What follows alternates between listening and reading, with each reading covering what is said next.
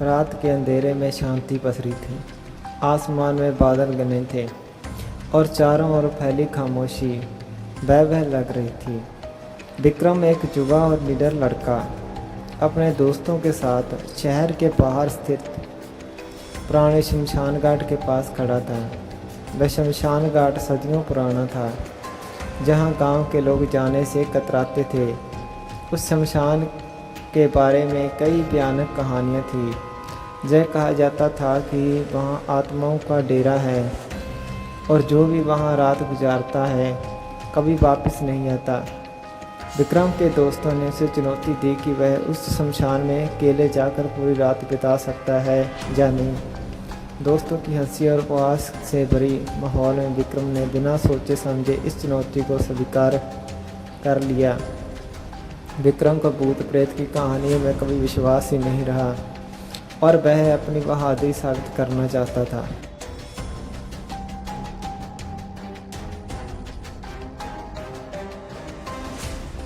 शाम ढल चुकी थी और विक्रम अपने हाथ में एक टॉर्च लेकर शमशान की ओर बढ़ चला। उसके कदम धीमे पड़ रहे थे, लेकिन उसके मन में इस चुनौती को जीतने की जिद थी। गांव से थोड़ी दूर होते ही उसने महसूस किया कि चारों ओर की खामोशी घनी होती जा रही है और उसे लग रहा था कि कोई अदृश्य शक्ति उसे देख रही है। शमशान में पहुंचकर विक्रम ने देखा कि वहां कुछ टूटे फूटे पत्थर, पुरानी चिताएं और जले हुए पेड़ थे। हवा भी अजीब सी ठंडक थी, जैसे किसी ने उसकी त्वचा को छूकर भय पैदा कर दिया हो। उसके दिल की धड़कन थोड़ी तेज हो गई, लेकिन उसने खुद को संभाला और चिता के पास जाकर बैठ गया। रात गहराने लगी थी, चारों ओर अंधेरा था। केवल उसकी टॉर्च की हल्की रोशनी शमशान की भयानक सच्चाई को उजागर कर रही थी। अचानक विक्रम को दूर से किसी के चलने की आवाज़ सुनाई दी। पहले तो उसने उसे अपनी कल्पना समझा, लेकिन आवाज़ धीरे धीरे तेज होती जा रही थी। फिर विक्रम ने इधर उधर देखा, पर कुछ नहीं था। उसने खुद को दिलासा देते हुए कहा, जय सिर्फ हवा का झोंका है। जैसे विक्रम ने जय सोचा, उसे अचानक अपने पीछे किसी की छाया दिखी। उसकी रगों में खून जम गया। वह धीरे धीरे पीछे मुड़ा, लेकिन वहाँ कोई नहीं था।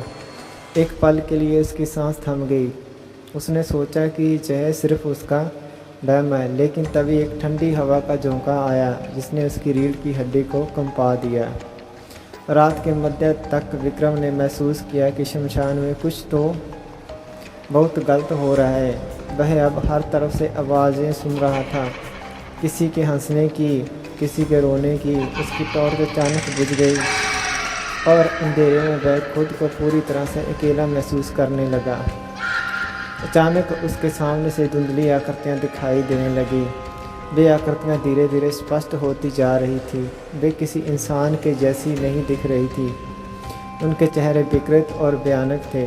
विक्रम ने डर के मारे जोर से आंखें बंद कर ली, लेकिन जब उसने दोबारा आंखें खोली तो वे आकृतियाँ और नज़दीक आ चुकी थी। उनकी आंखों में एक अजीब सा प्रकाश था, जैसे वह उसे घूर रही हो। विक्रम ने घबराते हुए उनसे भागने की कोशिश की, लेकिन उसके पैर कांप रहे थे। वह चाहकर भी कदम आगे नहीं बढ़ा पा रहा था।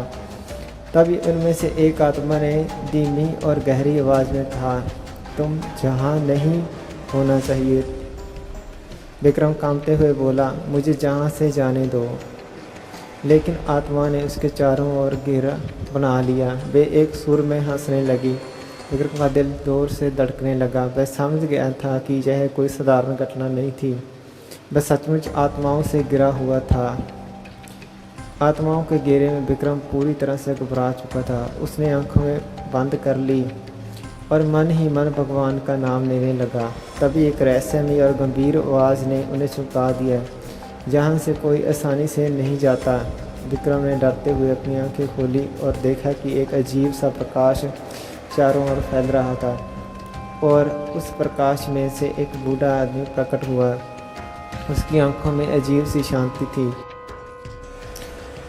इसका कोई दोष नहीं है, आत्मा चुप हो गई और फिर धीरे धीरे वे हवा में घुलने लगी। विक्रम अभी भी स्तब्ध था।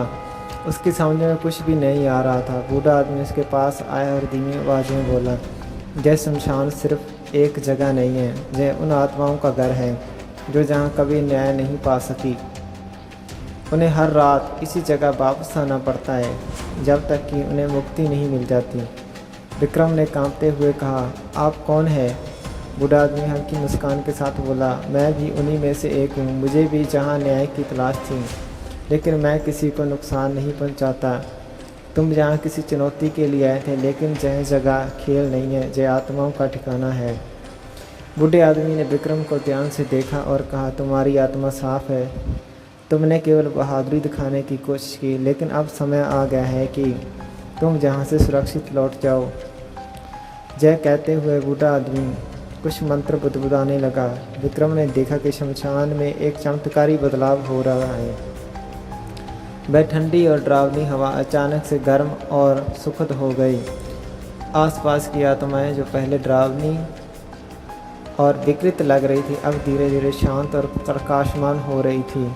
विक्रम की आंखों में हैरानी थी। बूढ़ा आदमी धीरे से बोला, जय शमशान अब मुक्त हो गया है, इन आत्माओं का मोक्ष मिल गया है। विक्रम ने घबराते हुए पूछा, लेकिन यह कैसे हुआ?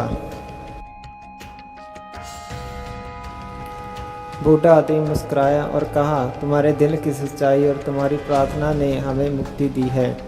आत्माओं को केवल शुद्धता और सच्चाई की ज़रूरत थी और तुमने वह प्रदान की। अब तुम यहाँ से सुरक्षित जा सकते हो। विक्रम ने राहत की सांस ली और बूढ़े आदमी को धन्यवाद कहा। वह वहाँ से लौटने के लिए पीछे मुड़ा, लेकिन जब उसने दोबारा बूढ़े आदमी की ओर देखा तो वह गायब हो चुका था। उसके आसपास सब कुछ सामान्य लग रहा था, जैसे कुछ हुआ ही ना हो। विक्रम जल्दी से वहाँ से निकल गया और गांव की ओर बढ़ा। जब वह अपने दोस्त के पास पहुँचा तो उन्होंने देखा कि वह गहरे सदमे में था। उन्होंने उससे कई सवाल पूछे, लेकिन विक्रम ने बस एक बात कही, कुछ जगहें खेल के लिए नहीं होती, वहाँ ऐसी शक्तियाँ होती है जो हमारी समझ से परे होती है। उस रात विक्रम को समझ में आ गया कि शमशान में बिताई गई रात सिर्फ एक भूतिया अनुभव नहीं थी, बल्कि वह एक चमत्कार का हिस्सा बन गया था, जिसने उन आत्माओं को मुक्त कर दिया था जो सदियों से वहाँ फंसी हुई थी। विक्रम ने अब जीवन में एक नया दृष्टिकोण अपनाया। वह अब समझ गया था कि हर भूतिया कहानी सिर्फ डराने के लिए नहीं होती, कुछ कहानियाँ में छिपी होती है आत्माओं की अधूरी दास्तान, जिन्हें मोक्ष की आवश्यकता होती है। उसने उस रात को चीख वह कभी नहीं भूल पाया। अब उसने ठान लिया था कि वह अपने अनुभवों को और भी लोगों के साथ साझा करेगा, ताकि लोग समझ सकें कि डर सिर्फ अंधविश्वास नहीं है, बल्कि कहीं न कहीं छिपी हुई सच्चाइयों का हिस्सा है। ऐसी और इंटरेस्टिंग पॉडकास्ट के लिए हमारे चैनल को सब्सक्राइब करें।